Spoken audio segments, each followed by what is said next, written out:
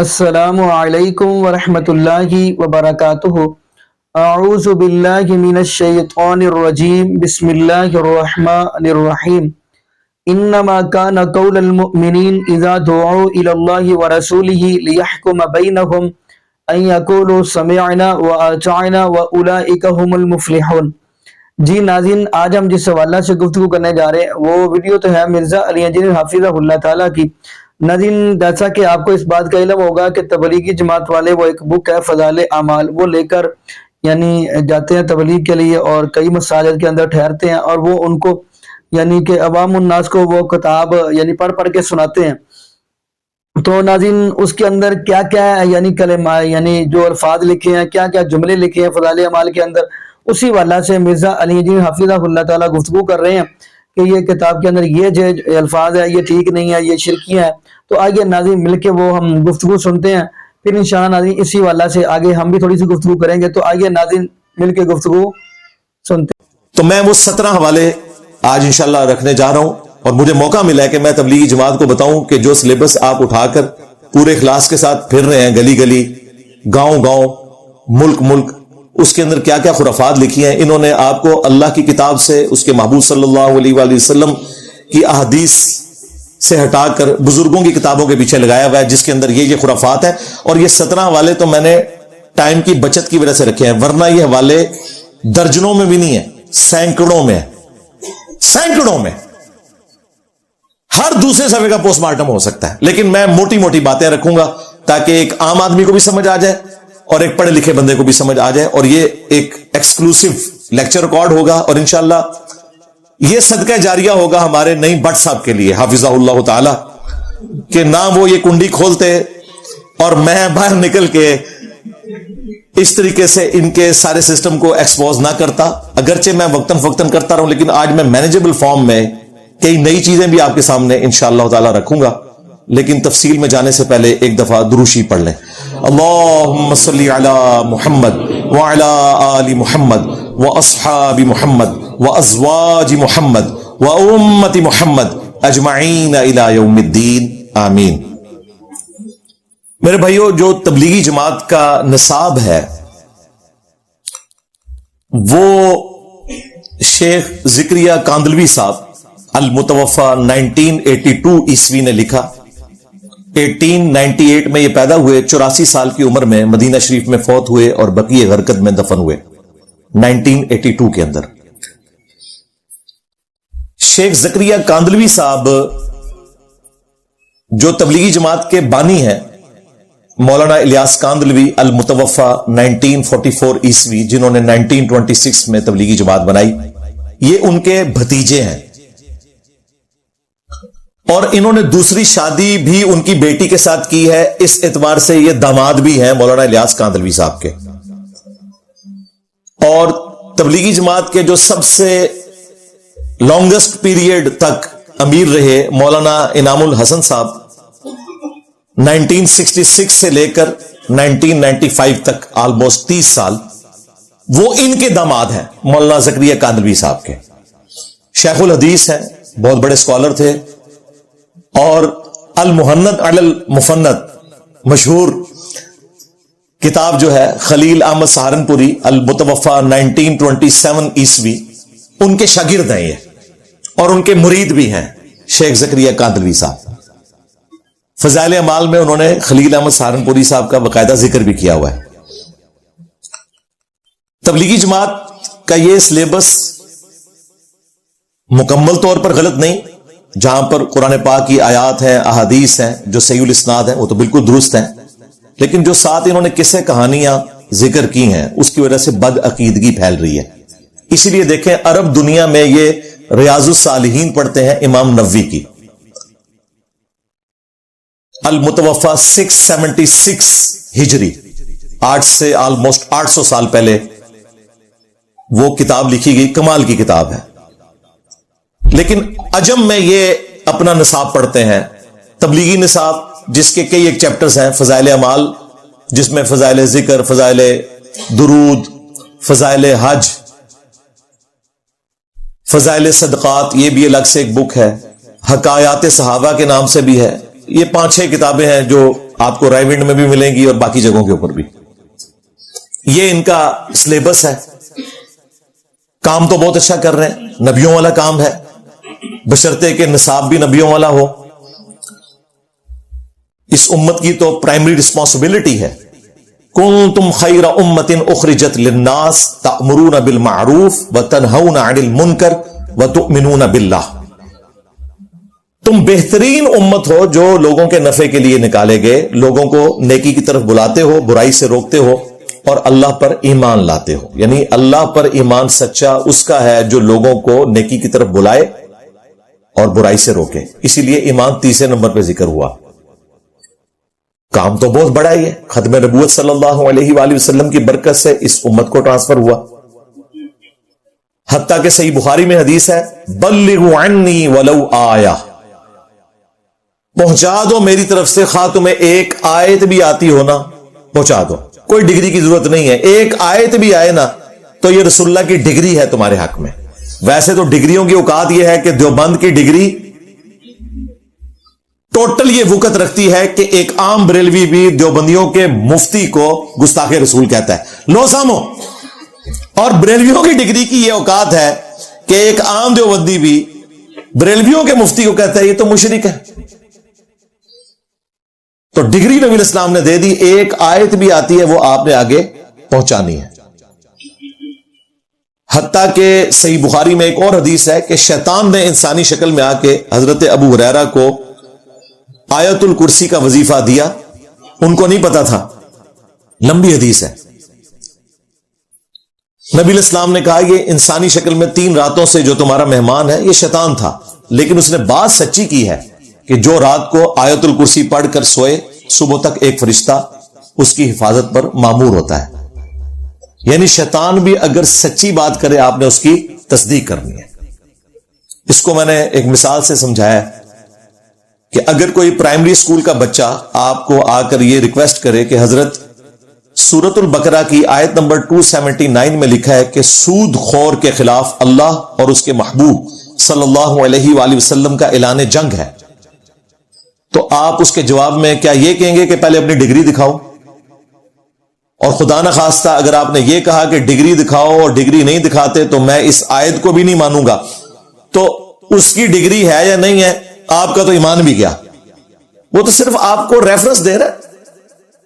कोई काफिर भी आपको बताए ना कि कुरान में ये लिखा हुआ है, आप पढ़े वो निकल आए तो आपने उस पर अमल करना है। वैसे आपको ये तारीफ करते हुए नजर आएंगे फलां नॉन मुस्लिम ने नबी इस्लाम की तारीफ की, उसके पास देवबंद की डिग्री है। नहीं जी वो बहुत पढ़ा लिखा है। और भाई जितना वो पढ़ा लिखा है ना उतना मैं भी पढ़ा लिखा हूं, शायद ज्यादा ही पढ़ा लिखा हूं। मैंने भी मैकेनिकल इंजीनियरिंग ऑनर्स के साथ की हुई है। उसके बाद घाट घाट का पानी पिया हुआ है मौलवियों का, और सारी चालाकियां तुम लोगों से सीखी है मैंने।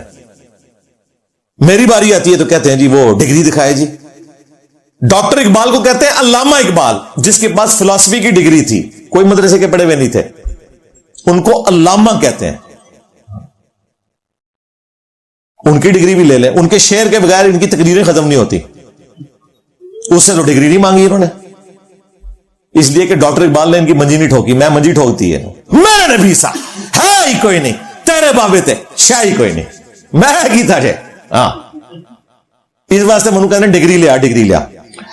तो रायविंड से जो फजाइल अमाल छपती है ना, कुतुब खाना फैजी, वो रेड कलर की जो रायविंड खुद छपवाता है। वैसे तो इस वक्त 6-7 मकतबे हैं जो फजाइल अमाल को प्रिंट कर रहे हैं, तो सफा नंबर का फर्क आ जाएगा। इसलिए मैंने वो चूज की है जो इनकी अपनी रायविंड की है, रेड कलर की, ताकि सफा नंबर भी आपको वही वाला मिले। अदरवाइज कोई मुश्किल नहीं है, दूसरे में भी आप ढूंढ सकते हैं, चैप्टर से आपको पता चल जाएगा। लेकिन फिर भी मैंने शैतानी वसवसा खत्म किया है। मैंने रायविंड की जो हैंड रिटन चल रही है उस जमाने की कातिब की लिखी हुई, अब तो वैसे इन्होंने सॉफ्टवेयर के थ्रू भी इन पेज के थ्रू लिखवा लिया है, लेकिन रायविंड से वही चलती है इस वक्त। सारी तबलीगी जमात वही हाथ की लिखी हुई अच्छी हैंड राइटिंग है, कातिब की लिखी हुई कुतुब खाना फैजी की फजाइल अमाल पढ़ते हैं। उसी के रेफरेंसेस मैं यहां पर कोट करूंगा, 17 रेफरेंसेस, क्योंकि दिन रात में फर्ज रखतों की तादाद 17 है, یہ اس نسبت سے میں نے 17 کا عدد چوز کیا، ورنہ یہ حوالے سینکڑوں میں ہو سکتے تھے، لیکن میرا خیال ہے 17 حوالے ایک دن رات کے اندر دماغ کھولنے کے لیے کافی ہیں انشاءاللہ تعالی۔ Reference number 1، page number 8 number page پہ تمہید میں وہ لکھتے ہیں کہ سفر 1357 ہجری میں بمطابق 1938 جب ان کی عمر 40 سال تھی شیخ زکریا کاندلوی صاحب کی، تو کہتے ہیں اس وقت مجھے موقع ملا، ویسے تو میرے چچا جان جنہوں نے تبلیغی جماعت بنائی الیاس کاندلوی صاحب مجھے عرصہ دراز سے کہہ رہے تھے کہ کوئی سلیبس تیار کرو، تم شیخ الحدیث ہو، تبلیغی جماعت کے لیے کوئی کتاب ایسی لکھ دو کہ جو وہ پڑھا کریں۔ تو کہتے ہیں کہ سفر 1357 بمطابق 1938 میں ایک مرض کی وجہ سے دماغی کام سے روک دیا گیا۔ وہ کہتے ہیں مجھے کوئی ایسی بیماری لگ گئی کہ ڈاکٹر نے کہا کہ آپ نے دماغی کام کوئی نہیں کرنا۔ کون سا کام؟ دماغی۔ دیوبند دماغ بند۔ تو انہوں نے کہا اب دماغ تو میرا ہو گیا بند، تو اب میں دیوبندیوں کے لیے کام کر سکتا ہوں۔ اب جملے دیکھیں، وہ کہتے ہیں مجھے کام سے روک دیا، دماغی کام سے، تو میں نے کہا کہ میں اب ان خالی ایام کو اس بابرکت مشغلے میں صرف کروں کہ یعنی کتاب لکھ دوں جو کئی سالوں سے نہیں لکھ سکا۔ پھر اگلے جملے اتنے زبردست ہے، وہ کہتے ہیں اگر میرے یہ اوراق پسند خاطر نہ بھی ہوئے تب بھی میرے خالی ایام تو اس مشغلے میں کٹ ہی جائیں گے۔ اس بندے نے اتنی کیجول کتاب لکھی ہے، جب دماغی کام سے اسے روک دیا گیا اس نے کہا چلو یار اب میں فارغ ہوں، اب میں دیوبند دماغ بند کے لیے کتاب لکھ دوں۔ اور یہ سٹارٹ میں لکھا ہے اس بندے نے خود، یہ نا کہ میں نے گن پوائنٹ پہ لکھوایا، یہ ویسے اس بندے کی ایمانداری ہو سکتا ہے، اس کی وجہ سے اس کی بخشش ہو جائے کہ اس نے سٹارٹ ہی میں بتا دیا ہے کہ میری دماغی حالت ٹھیک نہیں، ہاں جو کچھ میں لکھ رہا ہے اپنی ذمہ داری سے پڑھو۔ تو تبلیغی جماعت والوں کا بھی کام ہے کہ اس کے بعد جو کچھ لکھا ہوا ہے اپنی ذمہ داری کے اوپر پڑھیں۔ ہمیں قرآن میں اللہ نے حکم دیا ہے وَلَا تَقْفُ مَا لَيْسَ لَكَ بِهِ عِلْمٌ إِنَّ السَّمْعَ وَالْبَصَرَ وَالْفُؤَادَ كُلُّ أُولَٰئِكَ كَانَ عَنْهُ مَسْئُولًا۔ اے انسان کسی چیز کی پیروی اس وقت تک مت کر جب تک کہ تجھے اس کے بارے میں ڈیفینیٹ علم حاصل نہ ہو جائے۔ بے شک کان، آنکھ اور عقل، دل ہو یا دماغ، اس کے بارے میں پوچھا جائے گا استعمال کیوں نہیں کیا۔ اور شیخ زکریا کاندلوی صاحب کہہ رہے ہیں دماغی کام سے روک دیا گیا، تو میں نے کہا کہ میں پھر یہ کام کر لوں۔ ریفرنس نمبر 2، پیج نمبر 560 پر فضائل اعمال کے، وہ کہتے ہیں کہ امام ابو حنیفہ رحمۃ اللہ علیہ کو اللہ تعالیٰ نے صاحب کشف بنایا تھا۔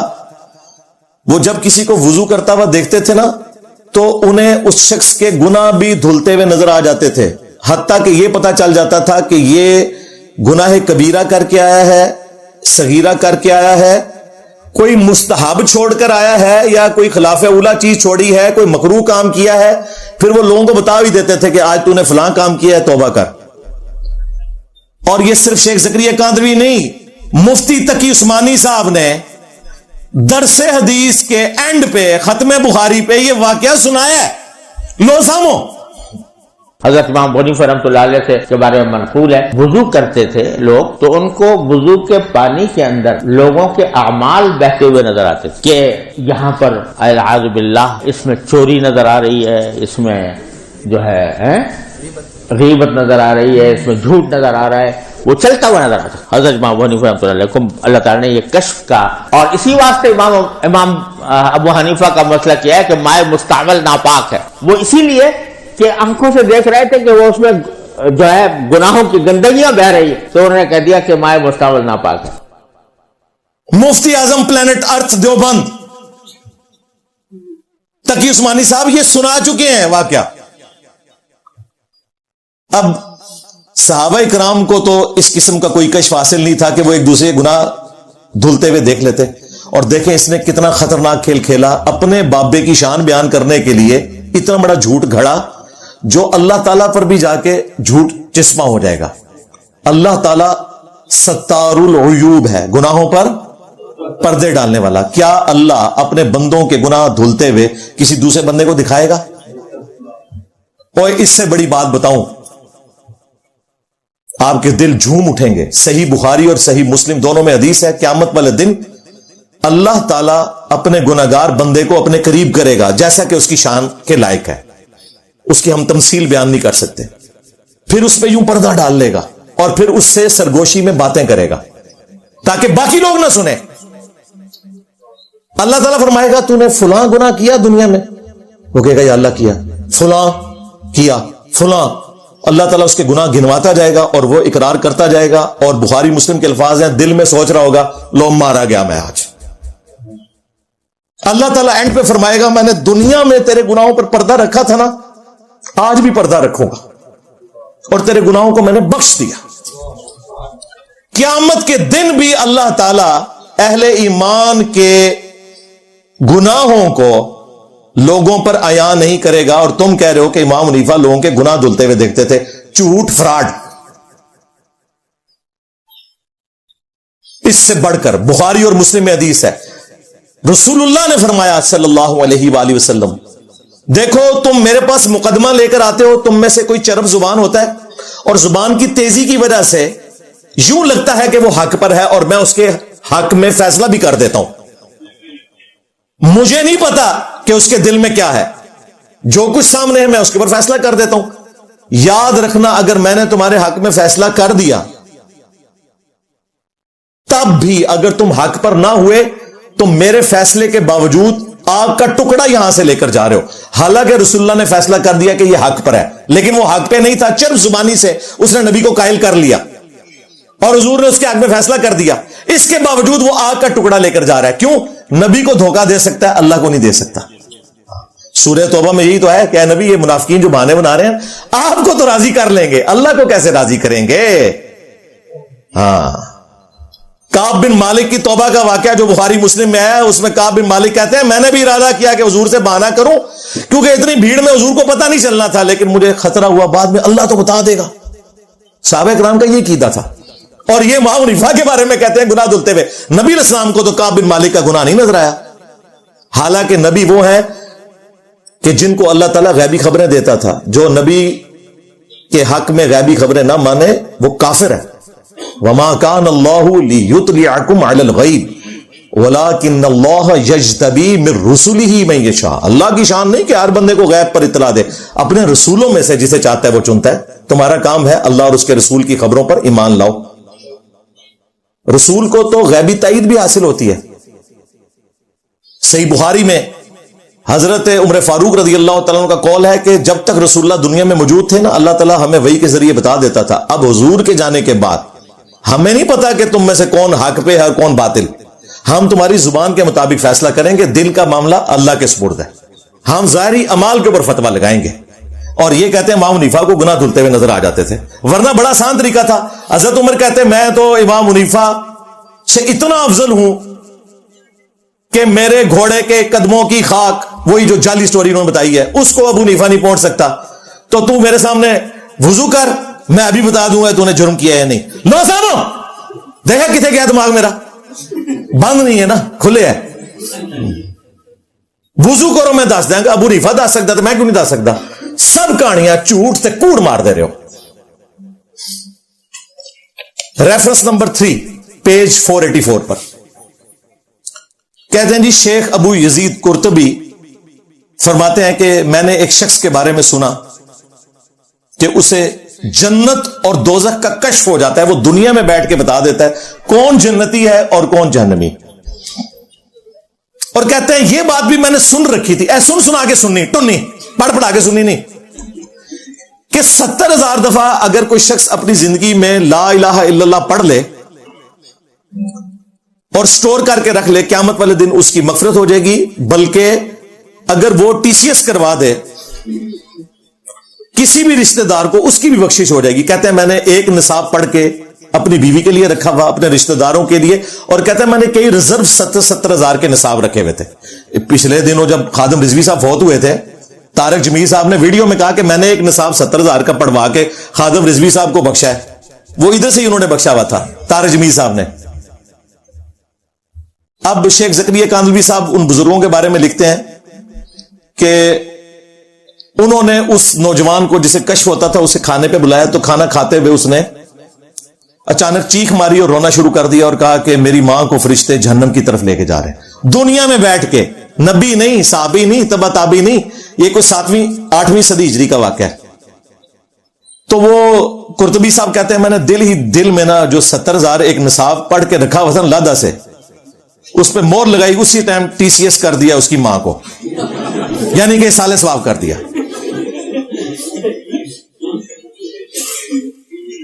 تو ایک دم وہ ہنسنا شروع ہو گیا، اس نے کہا کہ فرشتے میری ماں کو جنت کی طرف لے کے جا رہے ہیں، وہ آپ کی ٹی سی ایس ڈاک پہنچ چکی ہے۔ اچھا، اس کے بعد شیخ قرطبی کہتے ہیں کہ اس واقعے سے مجھے 2 فائدے ہوئے۔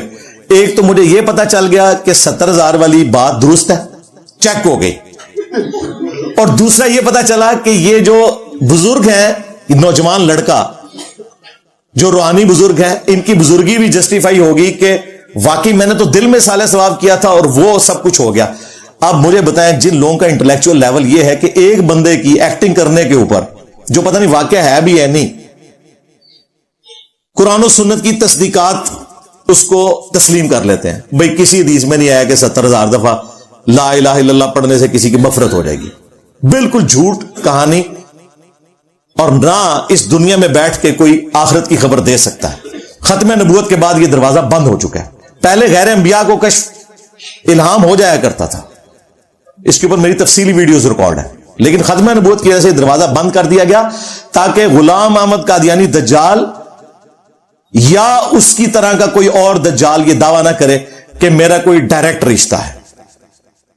یہ تو آپ نے فضائل اعمال کا عقیدہ سنا، اب بخاری مسلم میں آتا ہے نبی الاسلام ایک قبرستان سے گزرے، 2 قبروں کے پاس کھڑے ہو گئے، آپ نے فرمایا کہ ان 2 قبر والوں کو عذاب ہو رہا ہے۔ صحابہ کرام کو نہیں نظر آیا، پوائنٹ ٹو بی نوٹڈ،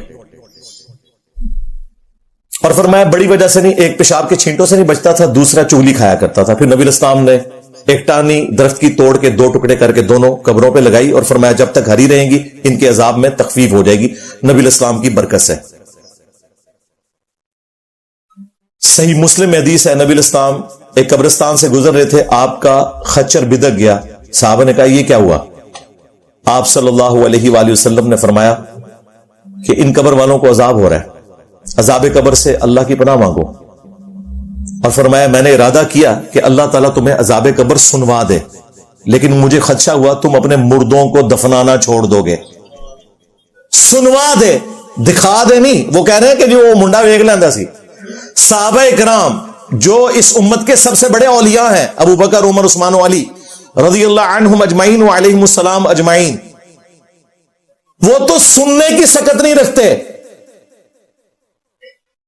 قبر کے عذاب کو، اور تمہارے بزرگ جو ہے دیکھ لیتے ہیں۔ اندازہ کریں،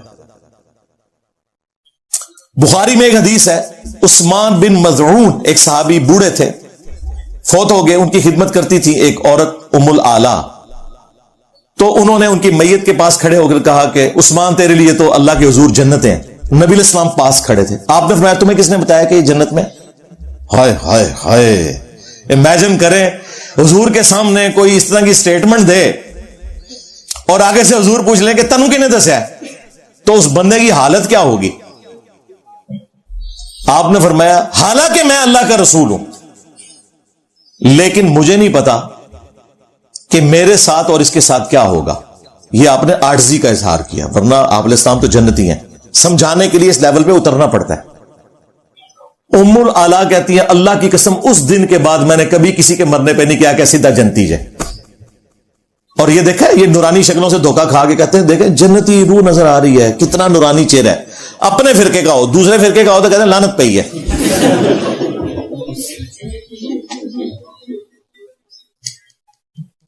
اور ام العلا کہتی ہیں اس دن کے بعد میں ایسا ڈری میں نے کبھی سٹیٹمنٹ نہیں دی۔ پھر کچھ دنوں کے بعد ام العلا نے خواب دیکھا، اور خواب نبوت کا 46واں حصہ ہے جبکہ نبی اس کی تصدیق کر دیں۔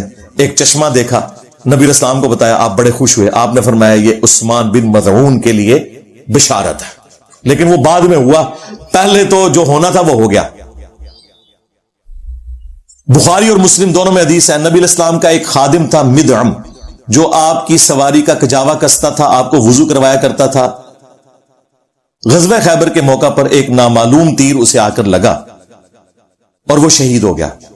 صحابہ کرام نے کہا اس سے شہادت مبارک ہو.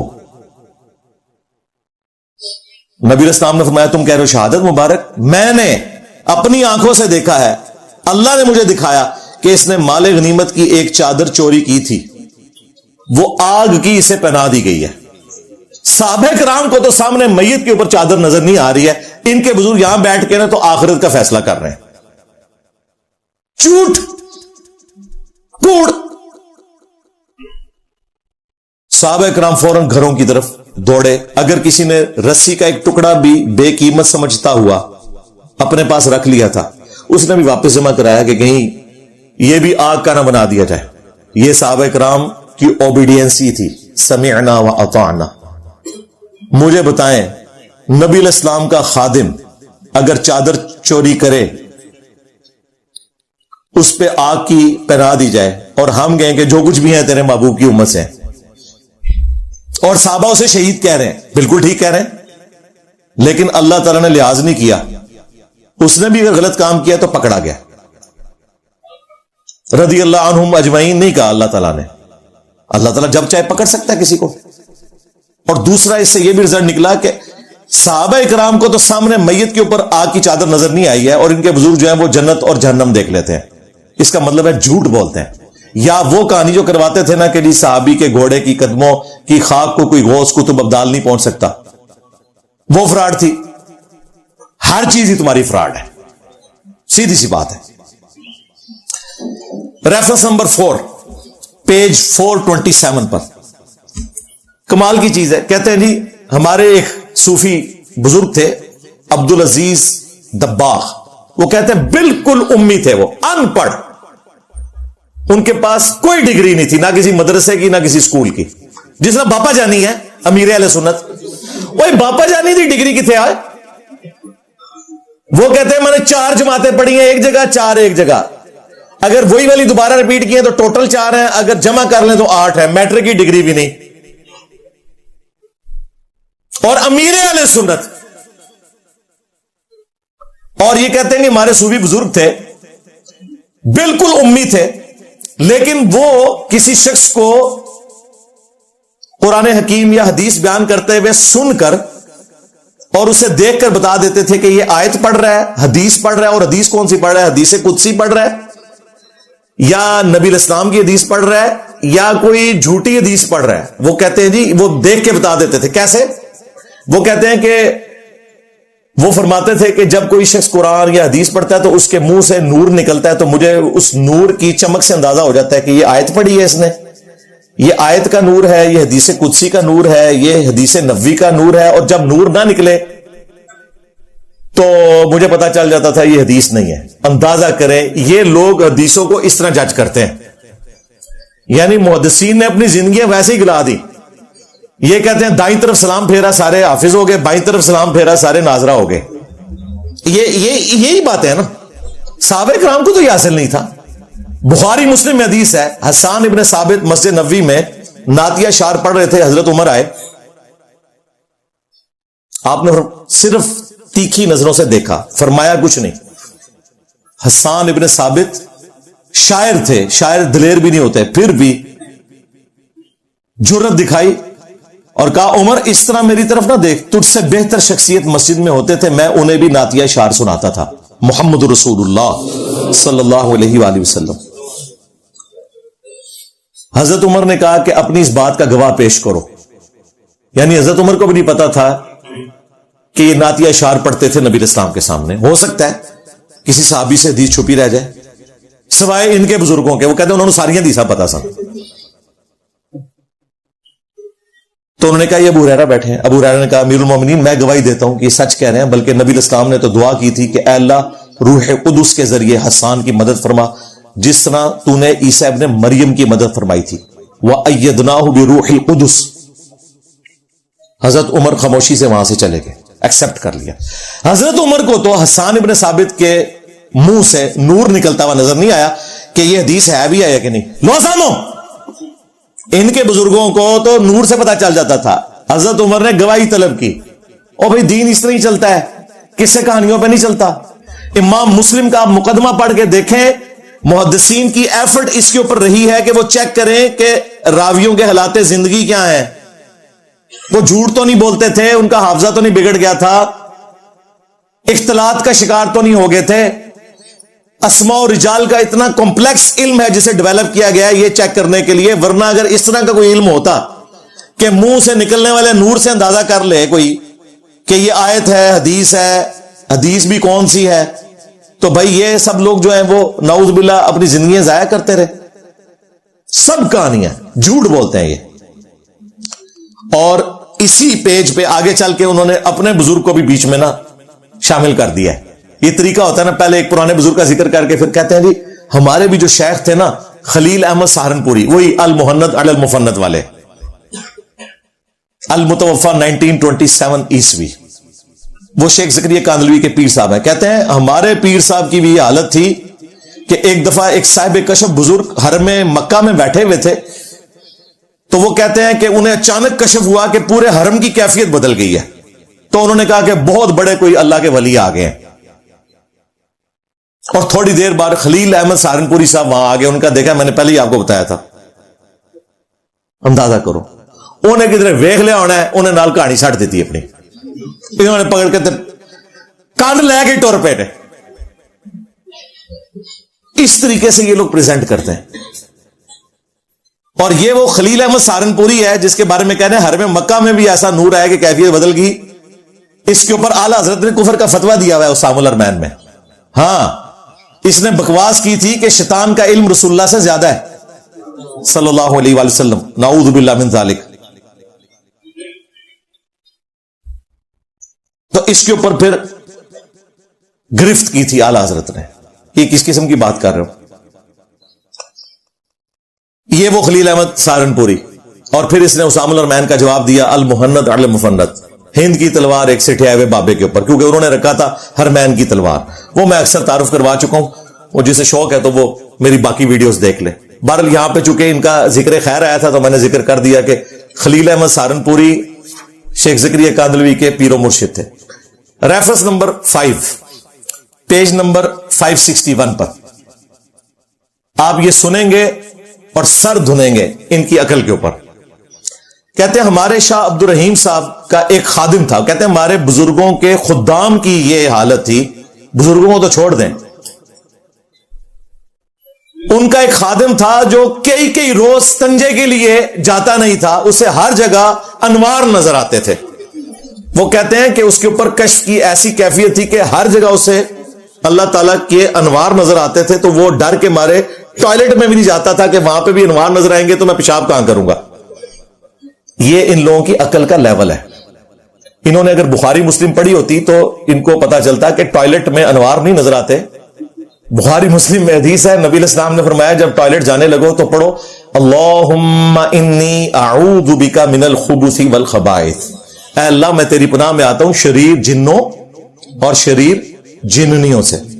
ٹھیک، شریر انوار اور شریر انواریوں سے نہیں. اس نے تو یہ کہ انوار نظر آتے تھے، ان کو استنجے خانے میں انوار نظر آتے ہیں. ریفرنس نمبر 6 پیج نمبر 362 کہتے ہیں سعید ابن مسیب تابعی 50 سال تک عشاء کے وضو سے فجر کی نماز پڑھتے رہے.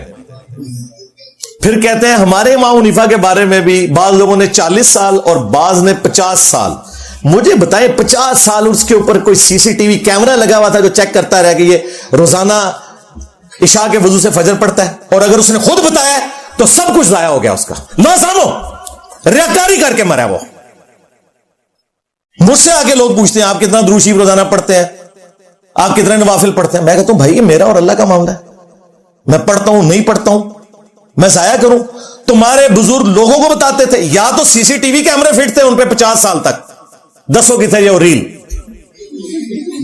یا بندے ان کے ساتھ اٹیچ تھے. ان کا بھی ذکر کرو کہ ان کے خادم بھی 50 سال تک اٹیچ رہے، جو یہ بھی چیک رکھے کہ اس نے وضو بھی نہیں کیا بیچ میں. یہ کون بتا سکتا ہے؟ جھوٹ کہانیاں، اور اس سے بڑھ کر یہ ہے ہی گناہ کا کام، ثواب کا کام تو نہیں ہے. عبد القادر جیلانی کے بارے میں بھی کہتے ہیں دین کی تعلیمات تو یہ نہیں ہے بھائی.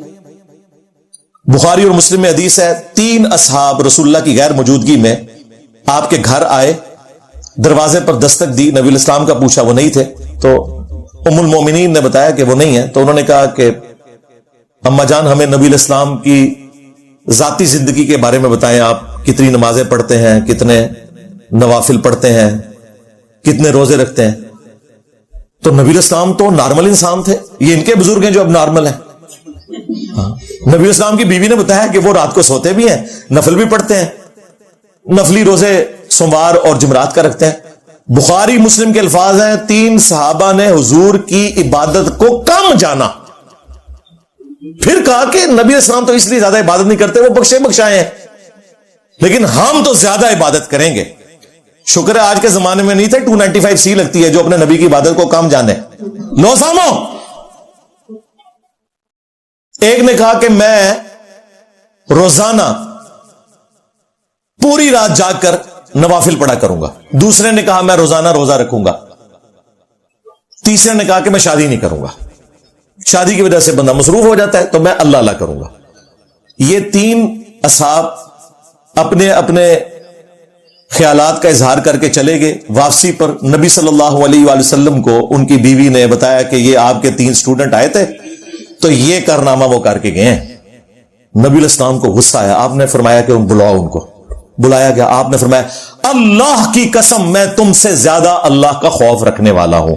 यह हुजूर के गुस्से का इजहार था कि तुम मुझसे ज्यादा नेक बनना चाहते हो, यह कौन सा दीन है जो तुम लेके चल रहे हो। आपने फरमाया मैं रात को सोता भी हूं और नवाफिल भी पढ़ता हूं, मैं नफली रोजे रखता भी हूं, छोड़ भी देता हूं, और मैंने इतनी बीवियां की हुई हैं। मन रगीब अन सुन्नती फलैसा मिन्नी, जिसने मेरी सुन्नत को छोड़ दिया, मेरे तरीके को छोड़ दिया, उसका मुझसे कोई ताल्लुक नहीं। मेरा यह तरीका नहीं है कि रोजाना रोजा रखो, पूरी रात जाकर इबादत करो और शादी ना करो, यह मेरा तरीका नहीं है। जिसने मेरे तरीके को छोड़ दिया उसका मुझसे कोई ताल्लुक नहीं। और मजे की बात, इस हदीस के ऊपर इमाम बुखारी ने बाब बांध कर तसव्वुफ का गला काट दिया है। उन्होंने कहा इबादत में गुलूव करना मकरूह है और बिदअत है। इमाम बुखारी ने तुम्हारे सूफियों को बिदअती लिखा है। जितने 40 साल तक इशा के वुज़ू फजर की नमाज पढ़ते रहे, इमाम बुखारी ने वड के परे मारे तो सारे बुजुर्ग। अब पता चला ये किताबों का दीन है। मरने से पहले ऐ मुसलमान कर ले इस पे गौर, किताबों का खुदा और है, बाबों का खुदा और। अगरचे बाबे भी उसी खुदा को मानते थे, लेकिन किताबों वाली तालीमात के मुताबिक नहीं मानते थे। फिर बुखारी और मुस्लिम में हदीस है, अब्दुल्ला बिन अमर बिन आस रज़ी अल्लाह तआला अन्हु के बारे में रसूलुल्लाह को खबर पहुंची, तो आपने फरमाया अब्दुल्ला को बुलाओ। फरमाया अब्दुल्ला मैंने सुना है कि तुम रोजाना पूरी रात जागकर नवाफिल पढ़ते हो। कहा या रसूलुल्लाह ऐसा ही है।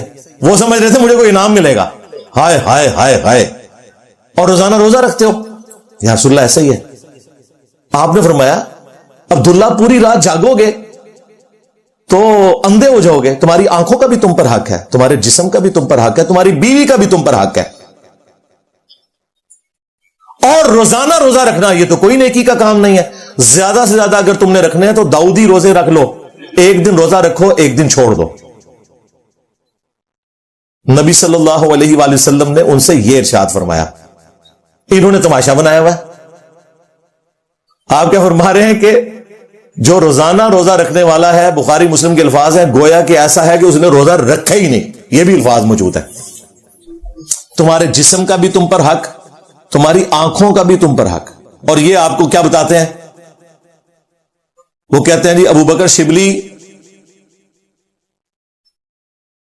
50 साल तक आंखों में नमक का सुरमा लगाते रहे ताकि रात को नींद ना आए। और यह लिखा है तज़किरतुल औलिया में शेख फरीदुद्दीन अतार ने कि 7 मन नमक उन्होंने इस्तेमाल कर दिया इस दौरान। वो ऐना दे गांद जी खल होंदी है ना, उन्होंने स्टोर करने से नहीं लगता। झूठ, फ्रॉड, और उससे बड़ी बात दीन नहीं है। ये दीन तो बिल्कुल इसके अपोजिट है। अब्दुल कादिर जिलानी जी 12 साल तक जंगलों में पत्ते खाकर गुजारा करते रहे।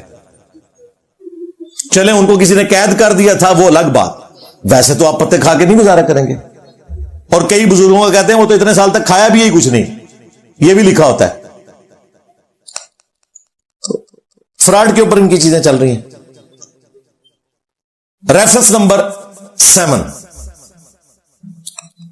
पेज नंबर 360 पे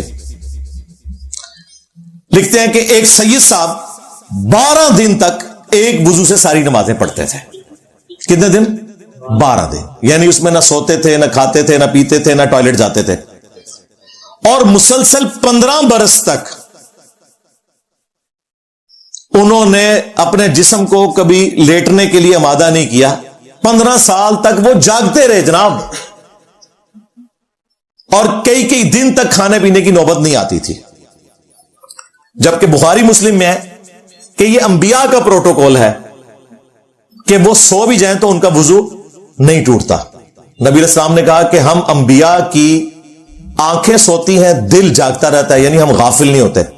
इसलिए नबी इस्लाम बाज़ औक़ात तहज्जुद की नमाज के बाद अम्मा आयशा कहती हैं कि आप सोते, हत्ता कि मैं आपके खराटों की आवाज भी सुनती, बहुत ऊंचे नहीं लेकिन नॉर्मल, और फिर आप उसी तरीके से जाके नमाज पढ़ा देते। नबी इस्लाम से पूछा तो आपने फरमाया कि हम अंबिया की आंखें सोती हैं, दिल जागता रहता है। यानी सोने की वजह से वुजू क्यों टूटता है कि आपको पता नहीं चलता अपना, अंबिया को तो पता चलता है उस हालत में भी। यह मौजज़ा है। अंबिया के लिए तो माना जा सकता है, वो भी 12 दिन तक नहीं, 12 दिन तक कोई टॉयलेट ना जाए। बुखारी मुस्लिम में तो आया गज़वा बदर और ओहद के मौका पर जंग के दौरान भी सहाबा कराम को ऊंघ आ गई थी, उनके हाथ से तलवारें गिर जाती थी। अल्लाह ने सकीनत नाजिल की, और वैसे भी नींद कोई नहीं रोक सकता। अभी तक भी कोई वर्ल्ड रिकॉर्ड है तो मुश्किल से मेरे 6-7 दिन का है। यह तो Guinness book of world record में आना चाहिए 12 दिन तक, क्योंकि अगर सोए हैं तो फिर वुजू तो टूट जाता है। तो उनको बताना चाहिए कि हमारे बुजुर्गों के तो इतने इतने कारनामे हैं, उनका नाम क्यों नहीं लिखा हुआ किताबों में? सब कहानियां हैं। वो कहेंगे आप सबूत पेश करें। और ये आपको कहते हैं जी खाए पिए बगैर कई के दिन रहते हैं। और अब्दुल कादिर जिलानी जो है वो इतने साल तक पत्ते खाते रहे। और बाबा धनका यहां पे, जहां हमारी वो एक्स प्राइम मिनिस्टर बेनजीर भी जाती थी और नवाज शरीफ साहब भी जाते थे, सड़क बनवा दी। नंगा पीर, उसके बारे में कहते हैं जी कई साल तक उसने कुछ नहीं खाया पिया। तो मैंने कहा ये फ्रॉडिया है, झूठ बोल रहे हैं।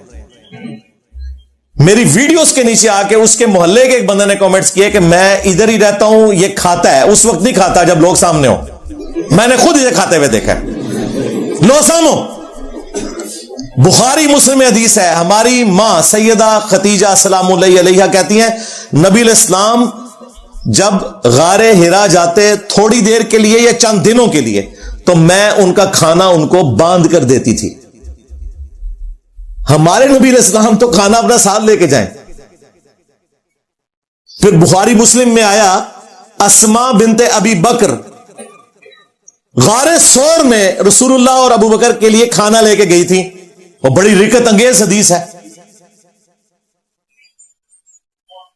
जब हज्जाज इब्ने यूसुफ ने बुलाया और कहा वो 2 चादरों वाली, तो उन्होंने कहा तुम्हें पता है इन 2 चादरों का जिक्र? एक चादर थी जो मैंने तामत के तौर पे बांधी होती थी, और एक ऊपर, उसके भी मैंने 2 टुकड़े किए थे। हमारे पास चादर भी दूसरी नहीं थी, उसमें मैं नबी इस्लाम और अबू बकर का खाना बांध कर गारे सौर में देती थी।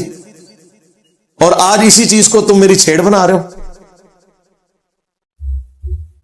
तो खाना तो वहां पहुंचाया जाता था। इनके बुजुर्ग बगैर खाए पिए जिंदा रहते हैं। बिल्कुल झूठ बोल रहे हैं, फ्रॉड कर रहे हैं आपके साथ। रेफरेंस नंबर 8, पेज नंबर 254 पर फज़ाइल अमाल में वो नकल करते हैं कि हमारे एक बुजुर्ग थे जो रोजाना 3 कुरान मुकम्मल कर लेते थे। और इस पर उन्होंने इक्तफा नहीं किया, बल्कि कहा कि एक बुजुर्ग ऐसे थे जो रोजाना 24 घंटे में 8 कुरान पढ़ लेते थे। ये बिल्कुल पॉसिबल नहीं है। इसको करामत बना के पेश करते हैं। इस तरह की कोई करामत सहाबा कराम को हासिल नहीं थी। इसके अगेंस्ट सही बुखारी और सही मुस्लिम दोनों में हदीस है, नबी सल्लल्लाहु अलैहि वसल्लम ने अब्दुल्ला बिन अमर बिन आस को यह नसीहत की थी कि महीने में 1 कुरान मुकम्मल करना है। यही वजह है कि बाद में कुरान हकीम को 30 पारों में डिवाइड किया गया, ताकि अगर कोई बराबर बराबर पढ़ना चाहे तो महीने में 1 कुरान को मुकम्मल कर ले। नबी इस्लाम के दौर में सूरतें थी منزلیں تھی. اور کتنی منزلیں تھی؟ 7 منزلیں. اس کا ذکر بھی اسی حدیث میں ہے. عبداللہ بن عمر بن عاص کہتے ہیں کہ یا رسول اللہ مجھ میں اس سے زیادہ قوت ہے. تو آپ نے فرمایا کہ عبداللہ پھر 7 دن میں ایک قرآن مکمل کر لینا, اس سے زیادہ نہ پڑھنا. کتنے دن میں؟ 7 دن میں. ایک ایکسیپشن ملتی ہے, وہ 3 دن والی ہے, اور وہ ہے جامع ترمذی کے اندر کہ نبی صلی اللہ علیہ وآلہ وسلم نے فرمایا جس نے 3 دن سے کم میں قرآن مکمل کیا تو اس نے اس کے فہم میں سے کچھ حاصل نہیں کیا. یہ وہ لوگ جو عربی جانتے تھے, ہماری تو بات نہیں ہو رہی, ہمیں تو زیادہ ٹائم چاہیے. پھر بھی 3 دن سے کم میں قرآن مکمل نہیں کرنا. ویسے پریفریبل ہے 7 دن یا 30 دن, اور یہ کہتے ہیں روزانہ 8 قرآن. بخاری اور مسلم میں حدیث موجود ہے, متفق علیہ ہے. نبی اسلام نے فرمایا تم میں سے کسی میں استطاعت ہے کہ ایک رات میں 1/3 قرآن پڑھ لے, 1/3 آف قرآن.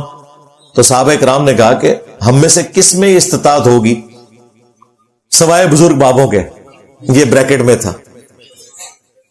تو آپ نے فرمایا سورہ الاخلاص پڑھ لو, وہ 1/3 قرآن کے برابر ہے. یعنی سورہ الاخلاص قل هو اللہ احد اللہ الصمد لم یلد ولم یولد ولم یکن لہ کفوا احد, جو ٹچ سٹون آف تھیالوجی ہے, توحید کا ٹچ سٹون ہے, کسوٹی ہے, یہ 1/3 قرآن کے برابر ہے, اپنی فضیلت میں بھی اور دعوت میں بھی. یعنی قرآن کا 1/3 جو پورشن ہے وہ دعوت توحید کے اوپر ہے, اور اس میں ٹاپ آف لسٹ سورہ الاخلاص ہے. تو صحابہ کرام تو کہہ رہے ہیں ہم ایک رات میں 1/3 قرآن نہیں پڑھ سکتے. اب یہ کھینچتان کے ایک روایت حضرت عثمان کے بارے میں لے کے آتے ہیں کہ جی وہ ایک رات میں پورا قرآن پڑھ لیتے تھے وتر کے اندر. وہ الگ سے میں نے ویڈیو ریکارڈ کروائی ہے, اور میں نے بتایا کہ یار اس طریقے سے چیزیں نہیں ہیں جو آپ پریزنٹ کرتے ہو, وہ ایک الگ سے ٹاپک ہے. یہاں واضح مرفوع احادیث موجود ہیں کہ 3 دن سے کم میں نہیں, اور پریفریبل ہے 7 دن میں. ریفرنس نمبر 9 پیج نمبر 180 پر شیخ زکریا کاندلوی صاحب کہتے ہیں کہ میرے والد نے مجھے خود بتایا, اور گھر کی جو بوڑھیاں ہیں انہوں نے بھی مجھے بتایا میرے ابا کے بارے میں کہ جب ان کا دودھ چھڑایا گیا تو 5 سپارہ حفظ کر چکے تھے. دودھ 10 سال کی عمر میں نہیں چھڑایا گیا, دودھ چھڑانے کی عمر ہے 2 سال, جب بچہ بولنا بھی نہیں سیکھتا صحیح طریقے سے فلوئنٹ. اور چلیں اگر فقہ حنفی میں ہے تو 2.5 سال کر لیں, اس سے زیادہ نہیں ہے. ہو سکتا ہے آپ کہیں کہ نہیں وہ بعد میں جو بچے دودھ پیتے ہیں وہ والا چھڑایا گیا تھا. نہیں, انہوں نے ساتھ کلیئر کیا ہے. انہوں نے کہا جب دودھ چھڑایا گیا یعنی 2 سال کی عمر میں 5 سپارہ حفظ ہو چکا تھا, اور 7 سال کی عمر میں انہوں نے حفظ کر لیا تھا پورا قرآن. اب اس قسم کی باتیں جب یہ کرتے ہیں تو اس کا مذاق بنے گا, یہ پاسبل نہیں. صحابہ کرام کے پاس تو یہ کوالٹی موجود نہیں تھی کہ ان کے بچے دودھ پیتی عمر میں قرآن کا کچھ حصہ حفظ کر لیں. بلکہ انہوں نے تو لحاظ کیا ہے, عبد القادر جیلانی کے بارے میں تو آتا ہے کہ ماں کے پیٹ میں انہوں نے 14 سپارے یاد کر لیے ہوئے تھے. اس کا تو یہ مذاق اڑاتے ہیں, تو بھائی وہ بڑے لیول کی چھوڑتے ہیں, آپ تھوڑی چھوٹی لیول کی چھوڑتے ہیں. ویسے دونوں چھوڑ ہی رہے ہیں.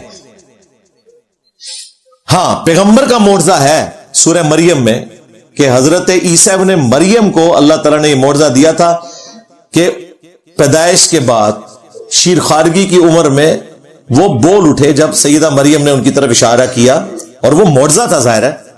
انہوں نے کہا کہ میں اللہ کا بندہ ہوں, اللہ تعالیٰ نے مجھے نبی بنایا ہے, اس نے مجھے کتاب دی ہے, اور مجھے میری ماں کے ساتھ حسن سلوک کرنے کا حکم دیا ہے.